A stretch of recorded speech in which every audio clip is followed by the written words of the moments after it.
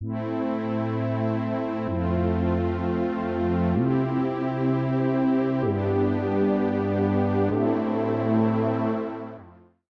起 IDF 经国号，我们不得不提的是，美国最早对台拒绝出售 F-16AB， 所谓生于忧患，死于安乐，经国号的出现是内外原因造成的。本期我们就来聊聊 IDF 经国号自发研制的4大理由。IDF 的前世今生，我们在往期已经聊过了，有兴趣的小伙伴可以点击视频右上方的卡片进行观看。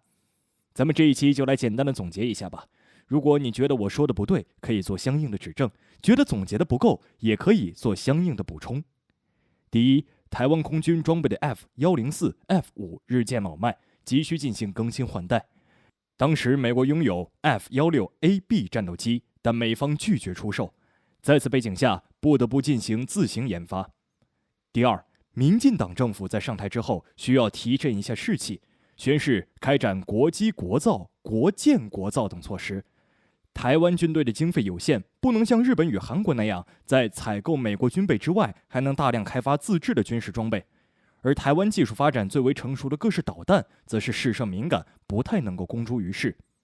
第三，台海局势不稳定，一旦台海战争爆发，空防是台湾防御的关键。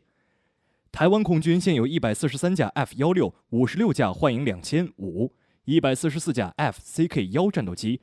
都在1994到97年间开始服役，另有62架 F-5E 战斗机作为二线使用。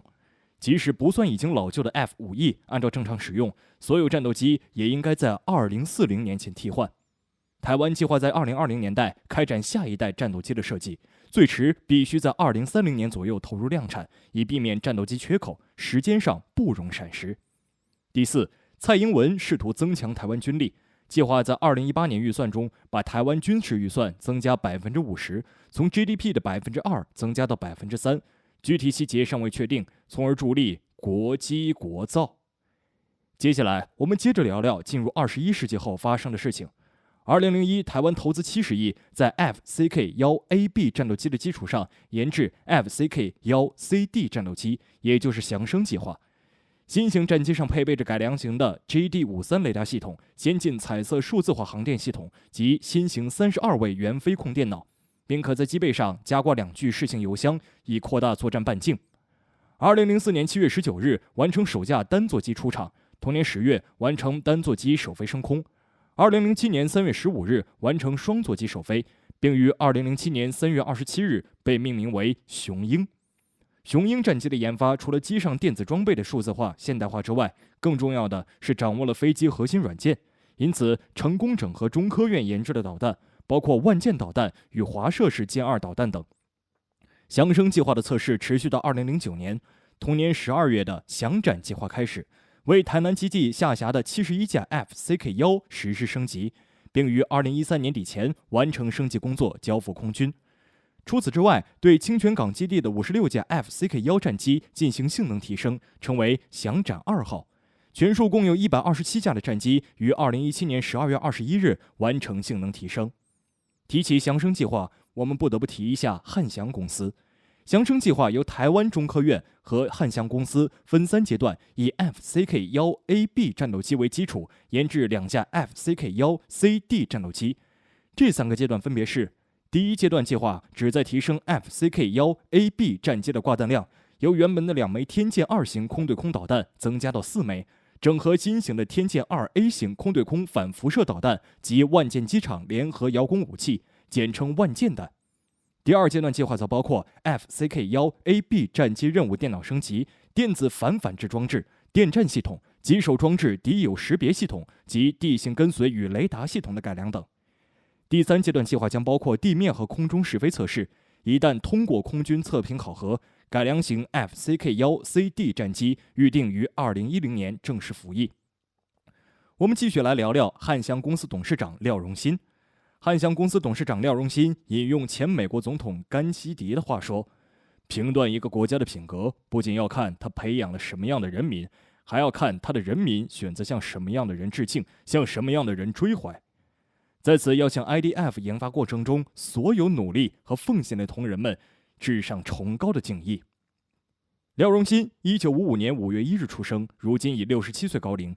台湾空军2级上将退役，空军官校毕业，为空军国机国造政策重要推手，曾任台湾经济部汉翔航空公司董事长、总统府战略顾问、副参谋总长、执行总官、国防部常务次长、非指部指挥官、空军防炮部指挥官、国防部整平室主任、空军官校校长、空军499联队长。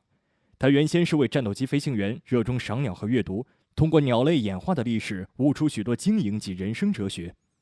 以下是本频道一些网友讨论内容，我们抽取出来，可以供大家参考。网友南无阿弥陀佛大佛祖问 ：IDF 隐形战机刚升级完成，听说要全部除役。若各种 F-16与幻象也升级成为隐形战机，空军是否也要全部除役？若3种战机都全部除役，那么飞官们全部都要退伍了。以后台湾就不再需要战机了。网友萌狼回答：台湾天空 IDF 训练空域 ，IDF 每天在20到30架次在台南空域巡航训练，所以消息应该不准确。网友 Chris 王回复：既然花了那么多钱进行延寿与性能提升计划，又怎么可能马上除役？就算空军敢这样无知乱来，国会与百姓也不允许。至于 F-16与幻象2000是否也是如此，道理也是跟 IDF 一样。网友 Jeff Lin 回复 ：IDF 是目前妥善率、失事率最低的战斗机，5分钟就可起飞的飞机。这么优秀的飞机，何来停飞的谣言？针对以上网友的留言，说明大多数朋友还是对 IDF 情有独钟的。网友 Anson 袁在评论中提出 ，IDF 是第一部由亚洲国家设计的第4代战斗机。机体的设计融合了 F-18和 F-16，希望台湾中科院和政府能够在求购 F-35的过程中，自己升级生产一款5代战斗机。网友南无阿弥陀佛大佛祖回复：已升级到第8代隐形战机，升级后听说要除役了。升级功能是第7代各种雷达无法侦测锁定，各种飞弹无法锁定。第8代升级功能消除离心力。美国那边2456架 F-35与190架 F-22。与台湾 IDF 相同的隐形战机，台湾准备除役，美国那边也准备除役。日本近200架 F-15也升级隐形战机，估计也要除役了。网友 Lamb Jam 回复：5代机真的不是一小国能做，买 F-35更划算。但3代机就应该自制，反正幻象2000命不长 ，IDF 也够期了，自制200台 IDF 2.0做轰炸机都好。网友南无阿弥陀佛大佛祖回复：IDF 都已升级到第8代，除役太可惜了，应该再续飞行。